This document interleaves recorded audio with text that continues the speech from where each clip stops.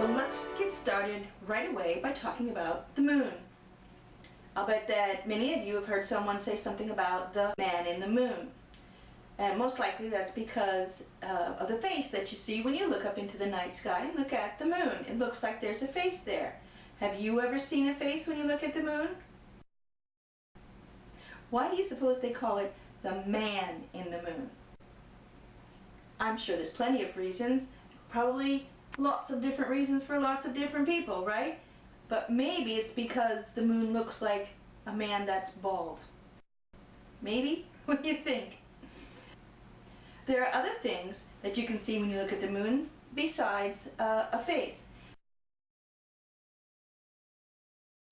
Take a look at this picture. It looks like a picture of a rabbit in the moon. Maybe it's our furry friend up there. What do you think?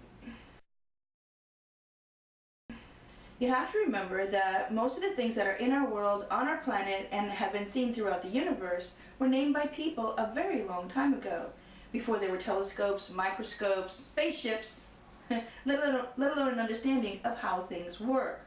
People back then, so very long ago, probably lived in better harmony with nature than we do these days, but didn't necessarily understand how things work, why nature's work the way it does.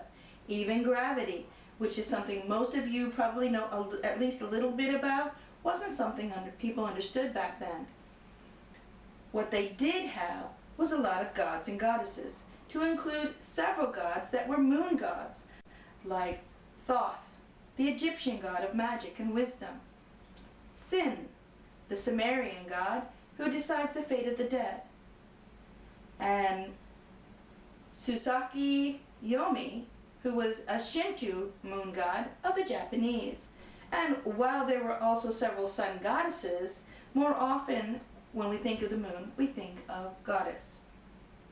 The moon was very important in ancient times because it helped people to measure time and help decide when was a good time to plant crops and to harvest crops. These days, because scientists and astronomers and farmers have watched and recorded the moon's movement for such a very long time, we can tell just when the moon will rise or set a long time in advance, so we can be prepared for planting and harvesting or rituals, or when the tides will ebb or flow, and just about anything at all to do with the moon. So today I'm going to share another story with you about the moon. This is a Rupert's tale. This one is called The Lady in the Moon. And just like before, you'll have to use your imagination while you're watching, because I've used my own pencil drawings to tell the story. So here you go. The Lady in the Moon. Rupert the rabbit was laying in the grass near his favorite tree. Several of his friends were with him. He was as happy as he could be. He could smell sweet clover floating on the warm evening air, and he could see the white, full moon rising just over there. Roxanne was next to him, and Melvin the mouse wasn't far away. Cherie the snail and Spencer the sparrow had both stopped by today.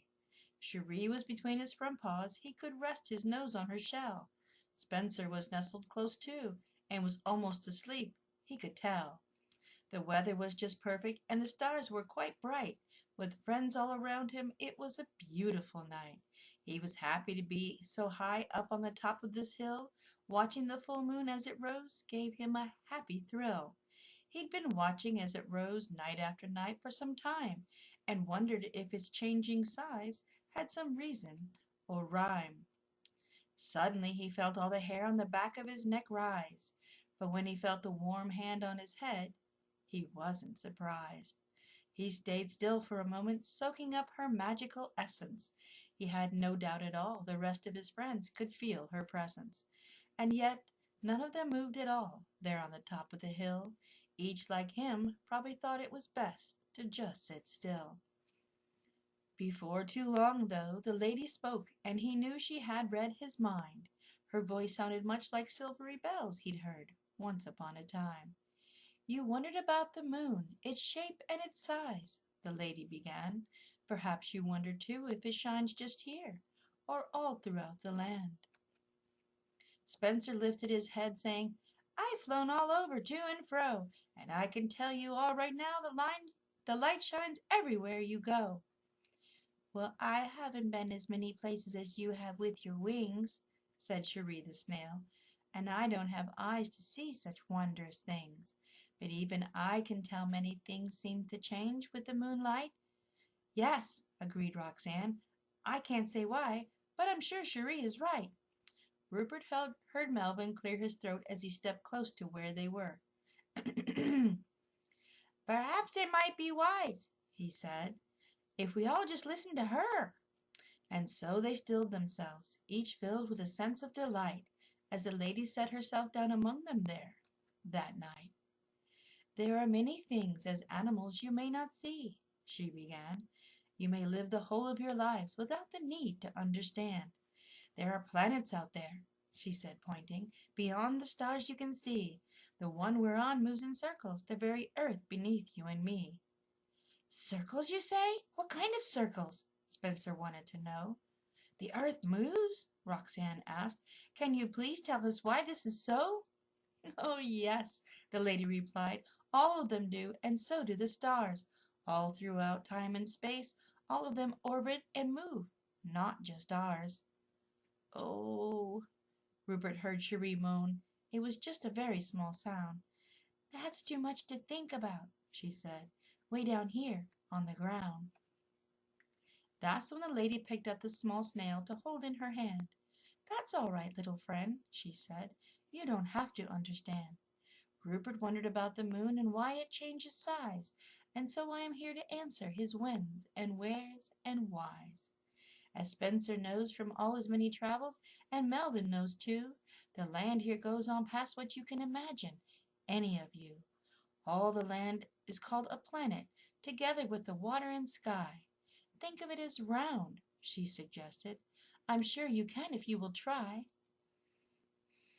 You can see the moon there in the sky. From here it looks round, but if you lived there, it would look much different from the ground. Do you mean where we live now, asked Melvin, would look round from there? Rupert thought it would be quite strange to live so high up in the air. She nodded, reminding them of something else that was round, the sun, and then she said that some planets have more moons than just one.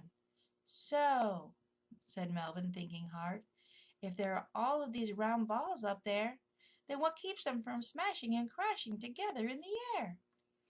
When the lady laughed, Rupert jumped a bit, and some of the others did too. I'm not so sure, she smiled. You want me to explain gravity to you? I think I should tell you about the moon and how it moves instead. Have you noticed that sometimes you can see the whole of it overhead? Yes, said Cherie. That's when I can see very well because it's so bright. But when it's thin, said Roxanne, even I may have trouble seeing at night. Rupert knew that even though Cherie didn't really have eyes like him, she could still see movement, shapes, and shadows, even when the light was dim. Use your imagination, the lady said, to think of how things move. The planet moves around the sun in orbit, like a round groove. Because this orbit is not, after all, exactly perfectly round, the earth is sometimes closer or farther away as it goes around. I know what you mean, said Spencer, because I sometimes fly that same way. Sometimes I am closer when I circle, and sometimes further away. Rupert saw Cherie the snail shake her head, and she even frowned. But what does all of this have to do with the moon being round? Yes, said Melvin, his arms spread wide. Let's find out by being quiet. I'm quite sure the lady has much to tell us. Shall we all try it? Ah, Melvin, the lady smiled. All the questions are quite all right, but we're sharing not just information, but friendship too tonight. Now then, she said, looking at everyone there, picture this in your minds. Between the earth and the sun is our moon, and also stars of all kinds. The earth is circling the sun in its groove, going round and round, and circling our world the same way is where the moon can be found. Oh, I see, exclaimed Spencer. Really, I understand this at last. Yes, agreed Roxanne, but only when it's where we can see it pass. That's right, Melvin chimed in. It all makes perfect sense now. But Rupert was still confused and just didn't see how. Ah, my furry friend, the lady said, caressing Rupert's soft ears. There's no need to feel unhappy. I'll explain. Put away your fears. What light you see shining when you look at the moon comes from the sun. The moon, the lady explained, has no light of its own at all. None. And so, Cherie went on, it's really the light of the sun that we see, as it moves in its groove past the spot where we are right here, you and me. Does this help you understand? Asked the lady. Does this stand to reason? There is more that may help that has to do with the changing of the seasons. But Rupert wasn't done thinking, though he understood what they all said. No, it's not enough. I need to understand about magic instead. I've been around people for some time, Rupert said, as each of you knows. This is not what they talk about when they talk about how the moon grows. Ah, the lady nodded with a smile. I should have known. You want to know more about the Maiden, Mother, and Crone. And who are they? Asked Roxanne, tilting her head, looking from face to face. I've heard people talk about them in the meadow, the round kind of place. Yes, Rupert agreed, in the clearing they use as their sacred space. Oh my, Cherie laughed right out loud. That sounds like a wonderful place. Yes, indeed it is, agreed Melvin. It's near a thick grove of trees, surrounded by elms, oaks, birch, and cypress with their long knobby knees. Often people will use symbols to represent the things they hold dear, the lady explained, although the reasons they do this aren't always clear. In this case, they use the moon as a symbol to represent me. They look up at the moon, and goddess is what they think of and see. Yes, Rupert said, and God is what they think of when they look at the sun. Oh, I see, grinned Spencer. I think maybe these symbols are kind of fun. So let's get back to magic then, and the things you would like to know. I think you are beginning to understand just how this all goes. If the moon makes people think of goddess, Rupert guessed, it seems to me that the maiden part is when the moon is young and thin and hard to see. That's exactly right, the lady clapped her hands. Can you tell me more? Well, Cherie said quietly, I thought that was what you came here for. Very well, my small friends, she said, looking at each of them in turn. If you will listen closely, perhaps there is something you will learn. The maiden is indeed the time when the moon begins to wax or grow, and when it's full it's called the mother, as some of you may already know. When she said that part, Rupert saw the lady look at him and wink. He felt good deep inside when she did that. It made him blush and blink. And when its light in size wanes or becomes small once more, that is the crone, as the cycle ends and we close the door. This cycle goes on and on again some more as you can see. Since people think of me when they see it, they call the moon a she. Oh, yes, Rupert called out. I have heard that from the people who come here. That they think of God, Melvin put in, when they look at the sun is clear. So now you have it, the lady told them, no matter how big or small. Goddess is what they think of when they look at the moon, any time at all. And now, said the lady, you're going to ask me how magic fits in, and how does it make any difference if the moon is full or thin? Well, he does ask a lot of questions, Roxanne said with a toothy grin, but that is probably why Rupert has so many friends who like him. The lady laughed. There are many reasons to love our curious friend. His love of learning, she said, smiling, is certainly one of them. You're always there to help or to send someone to figure things out, so I get the answers to whatever I have questions about. Can you tell us then, Rupert, Cherie asked, about magic and the moon? I'd really like to understand, so I hope you figure it out soon. He looked like he was thinking hard, so the friends tried to be quiet. Well, Rupert said at last, I'll tell you what I think. I will try it. When the moon is waxing, people use their intentions to make things grow. What makes sense is that as the moon gets bigger, so does magic, you know. Intentions and imaginations are important, that you know. What you feel and see make all the difference in how magic may flow. Well, what about when the moon is full? Spencer looked around and asked. What does magic do then? What is it about? And what is its task? Magic is what happens, my friend, said the lady, not what it may do. It's a natural part of the world, very much like me and you. As you know, Melvin spoke up, I collect stories from all around. I've heard that people seem to give thanks when the moon is full and round. Yes, they gather together when the moon is full more often than not.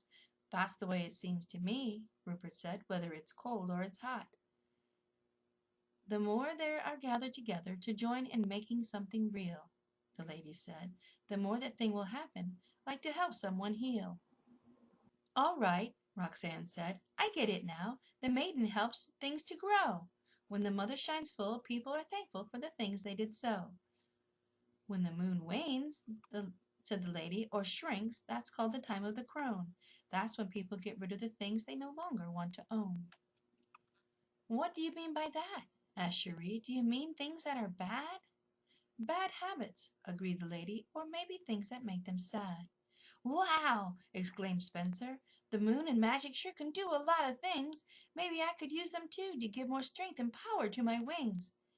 There's more to it than that, said Rupert, shaking his head back and forth. There's intention, imagination, and other things too, of course. It's all right, Rupert, said the lady, laying a hand on his brow. Spencer doesn't have to learn everything right this minute, right now.